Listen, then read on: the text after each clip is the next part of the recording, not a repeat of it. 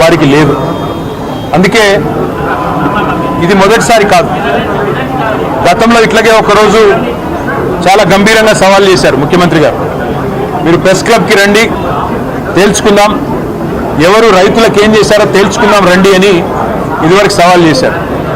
ఆ రోజు మేమందరం కూడా మరి గౌరవ ముఖ్యమంత్రి గారు పిలిచారు కదా, మేము కూడా పూర్తి వివరాలతో 10 ఏళ్లలో మేమేం చేశాము, మరి 2 ఏళ్లలో మీరేం చేస్తున్నారు రైతులకి చెప్తామని చెప్పి మేమందరం కూడా ముఖ్యమంత్రి గారి సవాల్ని స్వీకరించి ప్రెస్ క్లబ్ పోయాం. ఆ రోజు ముఖ్యమంత్రి గారు ముఖం చాటేసినారు, పారిపోయారు. ఇవాళ మరి వారి ఏమైందో మళ్ళీ తెలియదు, కానీ అప్పుల విషయంలో ఈ రాష్ట్ర ప్రభుత్వం మరి ఎన్ని అప్పులు వారికి బీఆర్ఎస్ ప్రభుత్వం నుండి వచ్చినాయి, వారు ఎంత చేసినారు, ఇవన్నీ చర్చిద్దాం, దమ్ముంటే రండి అంటూ మళ్ళీ ఒక్కసారి పేరు తీసుకొని ముఖ్యమంత్రి గారు నిన్నగాక మొన్న సవాల్ చేశారు. సవాల్ చేస్తే సరే ముఖ్యమంత్రి గారు మేము సిద్ధంగా ఉన్నాం, మీరు ఎక్కడికి రమ్మంటారో చెప్పండి, అసెంబ్లీకి రమ్మంటారా, సెక్రటేరియట్కి రమ్మంటారా, లేదా మీ రాహుల్ గాంధీ గారు 2 లక్షల ఉద్యోగాలు ఇస్తానని చెప్పిన అశోక్ నగర్ చౌరస్తాకి రమ్మంటారా, లేదా మీరు వరంగల్లో రైతు డిక్లరేషన్ పేరిట ఇచ్చిన 34 హామీలు ఇచ్చిన వరంగల్కి రమ్మంటారా, ఎక్కడికి రమ్మంటారో చెప్పండి అంటే ముఖ్యమంత్రి గారు సవాల్ విసిరిన ముఖ్యమంత్రి గారేమో తోకముడిచి పారిపోయారు. ఆయన వైపు నుంచి స్పందన లేదు. మధ్యలో సందట్లో సడేమియా అని మరి మా జూపల్లి కృష్ణారావు గారు మంత్రి గారు ఆయన దూరాడు. ఆయన దూరి నేను వస్తున్నా రేపు పొద్దున 11 గంటలకి తెలంగాణ భవన్కే వస్తున్నా, మీ ఇంటికే వస్తున్నా, మీ ఆఫీస్కే వస్తున్నా అని చాలా పెద్ద పెద్ద ప్రకటనలు నేను చేసినట్టుగా పత్రికల్లో చూశా. మేమందరం కూడా ఉదయం 10 గంటలకే వచ్చి కూర్చున్నాం.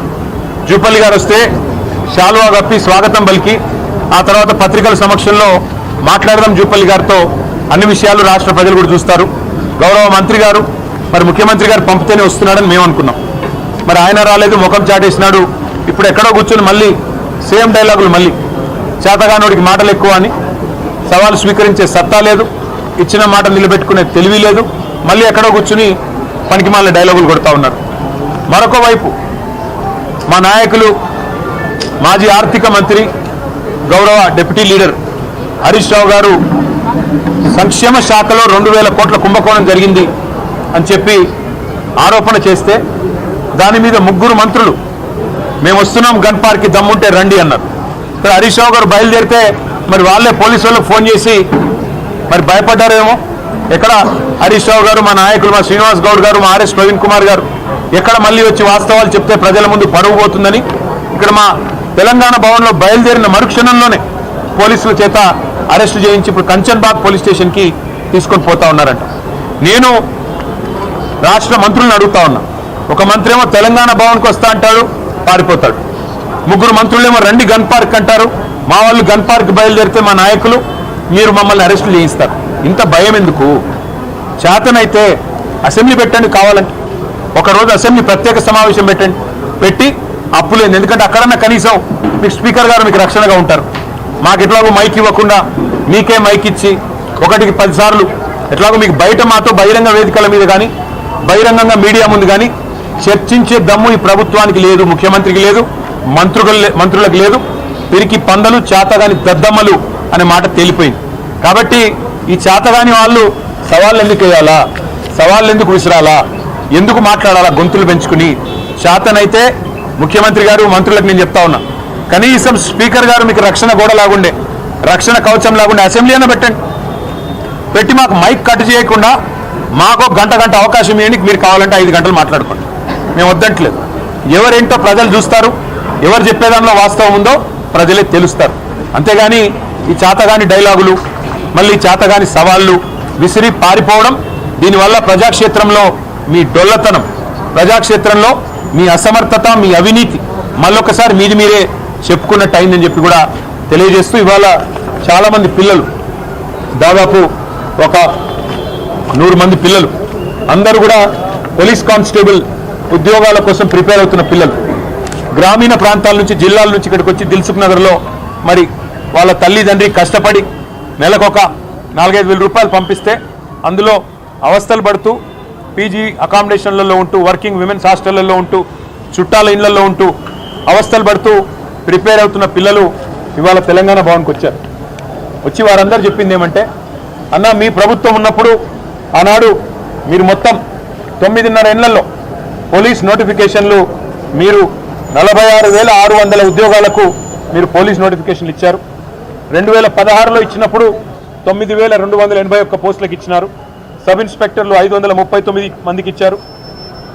అట్లాగే 2018లో మళ్ళొక నోటిఫికేషన్లో 18,428 మందికి నోటిఫికేషన్లు ఇచ్చారు. దాంతోపాటు సబ్ ఇన్స్పెక్టర్లు 1,271 పోస్టులు ఇచ్చారు.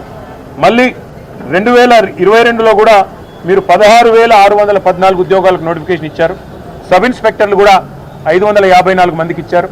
అదే రేవంత్ రెడ్డి గారి ప్రభుత్వం మరి స్పష్టంగా వాళ్ళే చెప్పారు, నోటిఫికేషన్లు ఇంకా ఎన్ని ఖాళీలు ఉన్నాయి అంటే 17,000 ఖాళీలు ఉన్నాయి అని చెప్పి వారే స్పష్టంగా లిఖితపూర్వకంగా ఆర్టీఐలో తీసుకుంటే సమాచారం కూడా ఇచ్చారు. కానీ మరి పోస్టులు పిలిచే కాడికి వచ్చేసరికి మాత్రం ఇవాళ కేవలం 5,000 ఉద్యోగాలు పిలుస్తామంటున్నారు. మేమందరం ప్రిపేర్ అవుతున్నాం, ఏజ్ రిలాక్సేషన్ కోసం ఎదురు చూస్తున్నాం. రేవంత్ రెడ్డి గారే 32 కాదు 34 ఏళ్ళు అని చెప్పి మినహాయింపిస్తాను మాట ఇచ్చారు. ఇది ఆయన ట్విట్టర్లోనే రేవంత్ రెడ్డి గారు పెట్టింది. 56,000 ఉద్యోగాలు ఇస్తానని చెప్పి 56,000 కొలువులు భర్తీకి రెడీగా ఉన్నది ప్రభుత్వం అని రేవంత్ రెడ్డి గారు, అందులో 12,000 పోలీసు ఉద్యోగాలని ఆయనే చెప్పి ఆయన ట్విట్టర్ అకౌంట్లో పోస్ట్ చేసింది కూడా తీసుకొచ్చారు.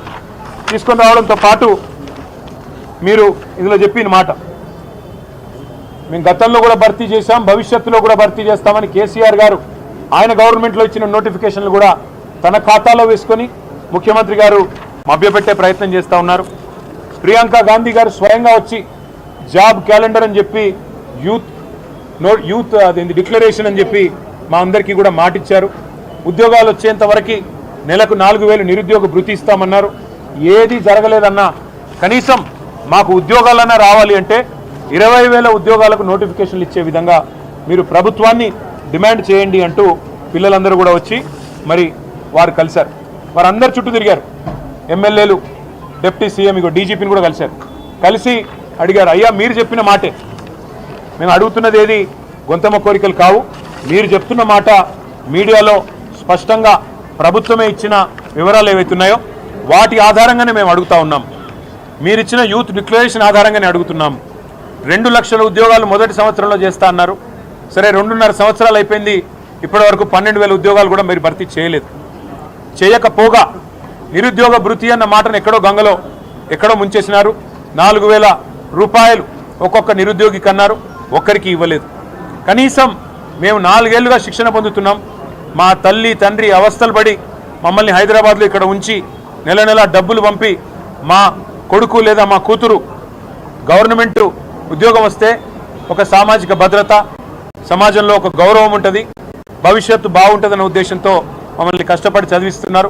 ముఖ్యమంత్రి గారేమో నిన్నగాక మొన్న శిల్పకళా వేదికలో మాట్లాడుతూ ఎండ్రిని దాగి చావండి అని కూడా అడ్డగోలుగా మాట్లాడుతూ ఉన్నారు. మాకు లేని ఆలోచన